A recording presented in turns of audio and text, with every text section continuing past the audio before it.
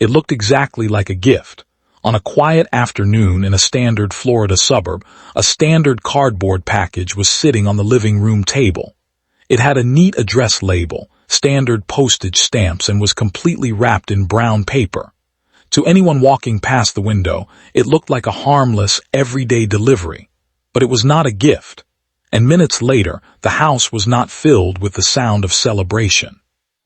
It was surrounded by a massive fleet of emergency vehicles, bomb squads, and federal investigators, starring at a crime scene so devastating it looked like a combat zone. Lillian Jarvis had just opened the package. How does a personal vendetta bypass a country's entire postal security screening system, moving straight from a killer's garage to a victim's living room without anyone noticing? The community believed it was a random, terroristic attack. However, the reality is far more calculated. This was not an act of political terrorism. The system didn't flag it because the bomb was not built by a professional cell. It was designed by someone who knew the victim's exact daily routine. And it forces us to ask a much darker psychological question. What happens when the person who swore to protect you decides to turn your own home into a literal minefield? To understand how this mechanical trap was engineered, we have to look at the exact moment everything changed. A moment that began not with an explosion, but with a highly successful woman making a definitive choice. Lillian Jarvis believed she had finally escaped. After years of dealing with an increasingly toxic, suffocating marriage, she had successfully finalized her divorce from her ex-husband, William Jarvis. She moved into her own home, secured a great job, and began building a bright, independent future for herself and her children. To the outside world, she had successfully navigated the legal system and won her freedom. Two distinct possibilities immediately existed regarding how her ex-husband would react to this new reality. Possibility number one, he would accept the legal boundaries, move on with his own life, and focus on co-parenting their family from a distance. Possibility number two, he would see her independence as an absolute insult to his authority. The legal system assumed he would choose the first path. Once a divorce is finalized and a woman moves away, the state considers the separation a shield, except William Jarvis didn't see boundaries. He saw a challenge. He didn't just feel rejected. His mind transformed her independence into an invisible enemy that needed to be completely erased. Because he was an incredibly skilled, highly technical tinkerer who loved working with electronics in his garage, he didn't use a standard weapon.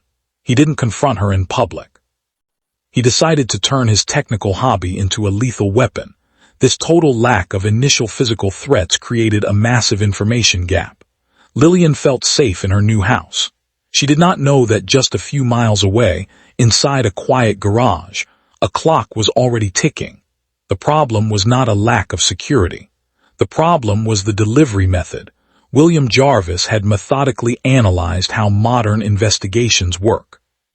He knew that if he drove to her house with a weapon, security cameras, neighbors, or eyewitnesses would instantly place him at the scene. He knew that the moment a violent crime happens to a divorced woman, the ex-husband is always the first person the detectives look at. Viewers watching this timeline might predict what happens next. A suspicious partner leaves a trail of threatening phone calls, or gets spotted lurking around her neighborhood. But you would be completely wrong. William Jarvis was far too calculated for that. He decided to completely separate his physical body from the crime scene. He spent weeks in his garage building an intricate, custom-made device. A tackle box re-engineered with an electronic trigger, a small battery pack, and a highly unstable explosive charge. The bomb was designed to detonate the exact millisecond the lid of the box was lifted. He did not drop it off himself. He wrapped it up, addressed it cleanly, and let an innocent mail carrier do the driving for him. To ensure his safety, he engineered what he believed was a flawless, airtight alibi. On the day the package was delivered, William made sure he was miles away, visible in public, interacting with multiple people who could confirm his location. He had turned a standard postal service into his own personal executioner. However, this calculated distance immediately ran into an unexpected obstacle. When the package arrived, Lillian didn't open it alone. Her mother was in the room. When the lid was raised and the internal electronic circuit completed, the explosion ripped through the house, taking Lillian's life and severely injuring her mother. The suspect thought he had won. He was miles away. The physical bomb had completely destroyed itself in the blast, and there was no witness who could place him at the scene. He believed the system was completely blind. But he completely underestimated the power of forensic microanalysis. When the bomb squad and federal investigators filtered through the charred ruins of the living room, they knew they were starting at an absolute disadvantage. The blast had pulverized the box, the wrapper, and the battery pack. The audience thinks this is where the investigation stalls out, that without an eyewitness or a fingerprint, an ex-husband with a solid alibi can simply deny everything and walk away. But the reality of modern forensics is that every explosion leaves a microscopic signature. As teams sifted through the debris with tweezers, they found something incredibly small that had survived the heat of the fire. A tiny, scorched fragment of the electrical wire used to detonate the blasting cap. It was a specific type of insulated copper wire, with a unique color tint and microscopic manufacturing marks on the plastic casing. The difficulty level for William Jarvis instantly skyrocketed. Detectives executed a surprise search warrant on his garage workbench. Expectation met a terrifying forensic reality. They didn't find a finished bomb, but tucked away in his tool drawers, they found a roll of electrical wire.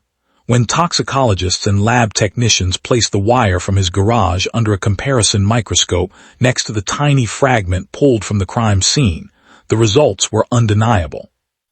The microscopic tool marks left by the wire cutters on his bench perfectly matched the cuts on the bomb wire. The chemical composition of the insulation was an absolute identical match. The invisible enemy had left his signature inside his own toolbox. When police placed the handcuffs on William, his mask of innocence remained locked in place. He acted completely shocked. He pointed to his alibi. He claimed someone must have framed him or that his tools were common.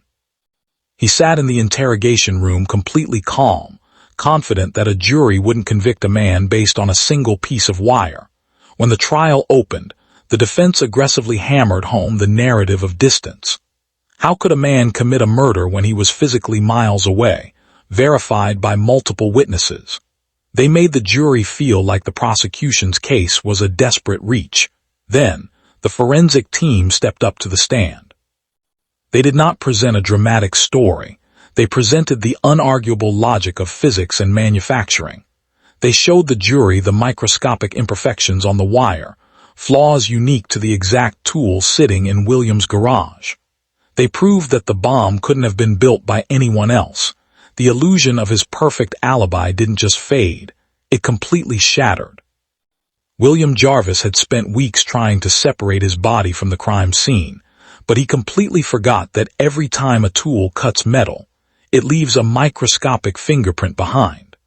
The jury saw right through the mask, finding him guilty of first-degree murder and sending him away to spend the rest of his life behind cold iron bars. It leaves us with a profound, lingering thought that you cannot stop thinking about when you look at this case.